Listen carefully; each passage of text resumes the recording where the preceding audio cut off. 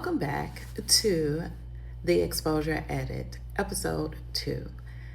I'm your host, Goldyn P. Smith, editor in chief and founder of Xposure Magazine. I am so happy that you are back here with me.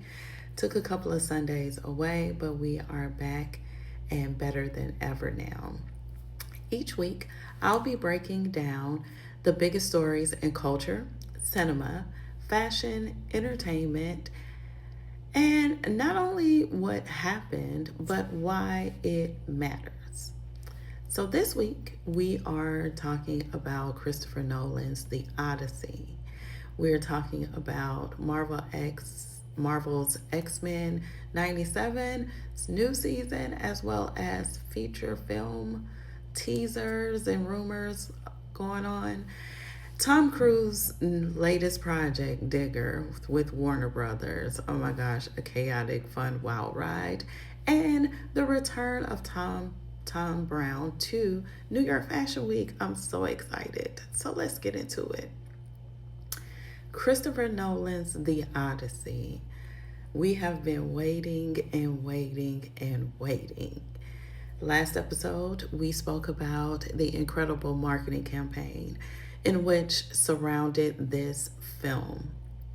This week, opening weekend projections are putting the film at nearly $258 million worldwide. This would actually mark the biggest opening globally for a Christopher Nolan project ever. And honestly, who is surprised? Not me. It was a few doubters and haters and non-believers, but hey, we already knew what we knew. This wasn't just a release, it was an event. There was an IMAX first strategy, an incredible cast, a mystery surrounding the film. There were no leaks. Can we talk about that? No leaks.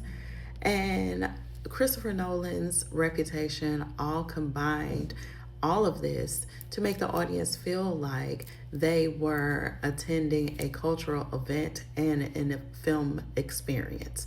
And for Hollywood, that's an important reminder that people still show up when a filmmaker gives them a truly cinematic event. Now let's talk about something I'm such a geek and a nerd about. I'm a huge nerd and fan of everything James Bond, X-Men, and Michael Jackson, as if you couldn't tell. So let's talk about Marvel. Marvel has been teasing its future. We've been seeing Avengers Doomsday promos and speculation and teasers and all that stuff. And we've been seeing the X-Men teasers for the Avengers Doomsday. What gave me a little concern was we only saw Mystique. Where are my other goddesses? Where are my ladies at? Like, what's going on? Where my ladies? I know good and well we're not having an X-Men conversation. We're not talking about Rogue. We're not talking about Jean Grey, Jubilee, and my girl Storm. Where is my goddess Aurora? We should not be having any conversations, Marvel, about X-Men in a feature film and for this new generation, this new set, without having Storm be a part of the conversation. Where is the conversations with DeWanda Wise, Jamie Lawson, so many other phenomenal actresses that come to mind when we are thinking about who will step in the role of Storm? Same with Jean Grey, same with Rogue. We saw in the promo that there was a teaser for Mystique. There's been some rumors about Ryan Coogler maybe being involved with the casting of Storm and how that may play into Black Panther 3. There's been so many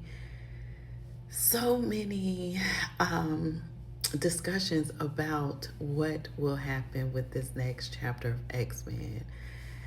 You have one shot to get this right, Marvel. Please do not mess this up. And can we kind of revisit the hair situation with Mystique? Because what I saw in this promo, not into it.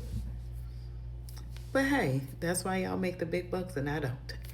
let's jump over to Warner Brothers, to our friends who are celebrating a huge week with the release of the teaser trailer finally for Digger, which is Tom Cruise's latest film. It is a chaotically good time. Digger Rockwell is who Tom Cruise portrays, and he is a billionaire person who thought he solved a world crisis, and only now he can fix it. So now chaos ensues, and this character is Tom Cruise in a way that we've never seen him. I always refer to him as Mr. Box Office and Mr. Movies, because when you think of movies, how do you not think of Tom Cruise? Even the retrospective Paramount released a few weeks ago in looking back over the legacy of Tom Cruise's filmography and career and legacy, in anticipation for what he has coming in October with Warner Brothers, it's just insane. And I mean, come on, who doesn't love Tom Cruise?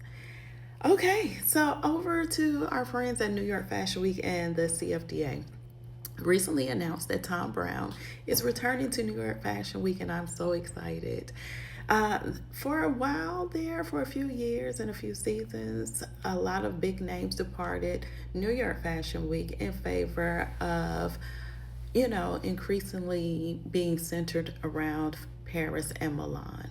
So whenever one of America's biggest designers chooses New York, it reinforces the importance of New York on the global fashion calendar as well as the global fashion stage. I mean, come on, there would be none of that without Paris, New York, London, Milan. Come on, seriously.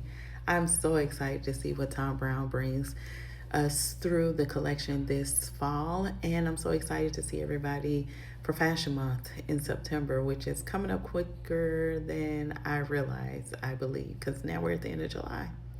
Anyway, so we are now at one of my favorite portions of the episode, which are quick hits, which I'm talking about things coming across my radar. And what has me most excited right now, one of the biggest headlines of the year so far, is Chris and Leonardo DiCaprio, who are set to star in Heat 2.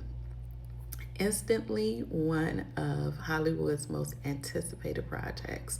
There's been some other casting news, and I'm going to keep it on my radar so I can continue to keep you informed as we know more, because who's going to fill certain roles, it's a very interesting discourse and conversation that I'm keeping my eye on and I'm watching.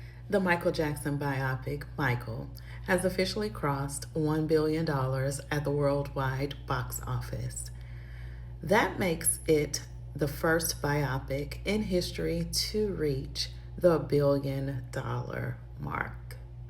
The film first passed Bohemian Rhapsody to become the highest grossing music biopic of all time, and then surpassed Oppenheimer to become the highest grossing biopic overall.